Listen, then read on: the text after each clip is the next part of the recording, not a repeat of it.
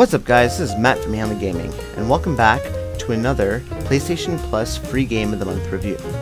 Now, this one's coming out a little later than I would have hoped, but sometimes life gets in the way. Before we get into this video, I'd like to remind you to please subscribe to my channel, help it grow, and like this video and share this video. Here are the free games for September 2020.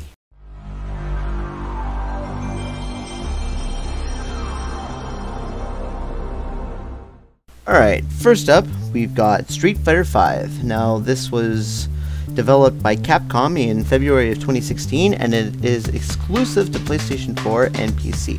Now, I haven't played a Street Fighter since Alpha 3 on PlayStation, and I'm not really into fighting games anymore. I used to, however, play fighting games when I was younger. I used to play on the Super Nintendo, on the PlayStation, PlayStation 2. You know, I played the Mortal Kombat games, Killer Instinct, Clay Fighter, Tekken, you know, Soul Calibur, Dead or Alive, so on and so forth. But I haven't really played them since the PS2, and the only fighting game I really play now, if you can call it that, is the Smash Brothers series. There are a few modes to choose from. There's arcade, versus, story, and there are ranked and casual matches for online play. Now, when it comes to playing online, personally, I am terrible at it. But that isn't my main issue. My main issue is how long it takes to actually get into a match. It gets very boring just sitting there waiting for it to load or waiting for it to even find a match before it loads. And the matches itself can be shorter than the time that you wait to get into a match. Now, I'm not going to say that this is the reason for it, but this is a 4.5-year-old game, and there have been other fighting games that have come out since, like Mortal Kombat 11, so it might not have the following that it used to have at launch. I know there was a Street Fighter 6 in development, but that's been pushed back, you know, post 2021. I'm not sure if that has something to do with the fan base of Street Fighter again going down, or if they were just having developmental issues. I don't know if that has anything to do with this game having a problem with matchmaking or not, but it is something to think of. Now for the offline modes. There is Versus, where you go one-on-one with another player or the computer. Arcade, where you choose Street Fighter 1 through 5. So you can choose 1, 2, 3, 4, or 5. And you choose an available character and fight a series of fights. Survival, you select your difficulty for the amount of fighters you want to face. And you can face up to 100. And you have to survive through them all. And then there's Story. Now, in Story, you fight through each of the 16 starting characters' individual stories.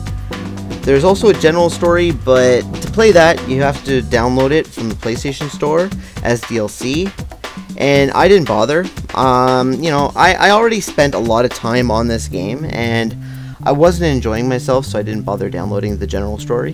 My biggest issues with this game, there's a couple. The first one is really long load times, and you know, it's not only for online, it's for offline as well. When you start up the game, it takes a very long time just to load in, and then when you go to start a match, again, it's long load times just to play a single match. You know, the wait times between matches can be longer than the match themselves, and that really breaks the immersion and kills the enjoyment, and it actually caused me not to want to play anymore. I got bored with all the waiting. My other gripe with this game is the characters. Not the characters themselves, but the fact that there's 40 to play with, which is more than most games in the genre, other than Smash Brothers, which has 74. The problem is you start with 16 and you have to unlock the rest. Now, normally that's not an issue, but each fighter costs 100,000 fighter points, and it is really hard to make this money. You can make it online, but that takes forever and it's a big grind, or you can earn it from doing the story mode. Now, when doing the story mode, again, you don't get a lot, but even with getting the fighter points, it's just not enough. Because I finished 12 of the character's story, and I still didn't have enough fighter points to unlock a single character. Now, that is very discouraging, and it shows you that there's going to be a very long grind for all the characters if you want to get all the characters. And you know, I just don't have the time for that or the patience, and I don't really think a lot of people do. If you want to get all the characters, it is a very long grind, and it's a very repetitive playthrough. As for the gameplay itself, it's what I expected. You know, there's the high, middle, and low punches and kicks, there's grapples and special attacks, and the matches can be very fast-paced and end quickly.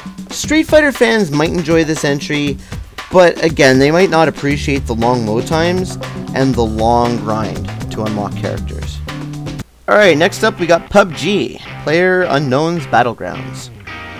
Now, it's made by the PUBG Corporation, and it was originally released in July of 2016, and it was ported to the PS4 in early December of 2018, and it costs $40 Canadian normally. Now, this is one of the games that started the Battle Royale game genre, and it took inspiration from the 2000 Japanese film, ironically enough, named Battle Royale. Now, the main difference you'll notice between PUBG and its competitors is PUBG isn't free. All the other Battle Royale games that are out right now, that I know of, the big names anyways, are free to play. You know, you got Fortnite, which I don't like, you got Apex Legends, which I don't like as well, and you got COD Warzone, Call of Duty Warzone. That one's pretty good, and I play it every now and then with some friends. PUBG isn't as visually appealing, but it's not a completely bad looking game either. One thing I do like about this game is when you go into a match, there's 5 different maps to choose from. I just do random, but there are 5 different maps, and that's a nice change from playing Call of Duty where there's only one map and you just do the same map every game. Now, in this game, you also have the choice of switching between first and third person view, which I like. You know, you can go into first person when you're using guns, and you know, you look down sights, it puts you into first person. But majority of the match, everybody's running around in third person. Another thing I liked about this game is the fact that you can customize your character rather than using pre-made operators that you can just change the skin. You can fully customize them with things that you purchase with in-game currency. Now, when you start the game, you'll notice that there's a training level where you can try different weapons and see what you're comfortable with and get used to the movements and stuff. And I did this because I wanted to get used to the controls, because I've never played this game before, and I found it very helpful. And it also gives you a chance to check out the backpack system and just give you a better feel for the game before you jump in not knowing what to do. Now, I find PUBG, for me personally, I find it easier than Warzone, both with killing and surviving. I find that I get a lot more kills in this game, and I've lasted to the end numerous times. I've got second place a few times. I even got a first place win, like very early on playing this, and I don't know what it is. I just find that I am better at this game than Warzone. That doesn't mean I don't enjoy playing Warzone, I do, but you know, this is different. You know, the armor system is different. You know, you find helmets, you find chest pieces, where in Warzone you just find armor plates. So, you know, again, there's different items, and you know, there's no loadout drops in this. There's no self-revives. There's, you know, no gulag, no buying back your teammates when they've fallen. You know, you die, you're dead. There's no loadouts. You pick up weapons that you find attachments while you play, and everybody's on the same level playing field. There's no loadouts and, you know, special abilities and stuff that are going to give you a step up on other characters, or sorry, other players. You just find what you can and you survive, and I like that about this. Everybody's even. You know, nobody has, you know, loadouts with legendary weapons where they can just, you know, go through and slaughter everybody, like I found seems to happen on Call of Duty.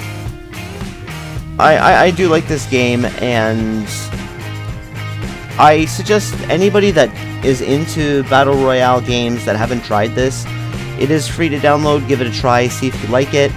Alright guys, I'm going to end this video here. Remember, if you like my video, subscribe to my channel, leave a like, share the video as well. It helps it get out to a larger audience.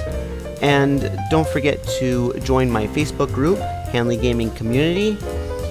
And I will see you in the next video. Later.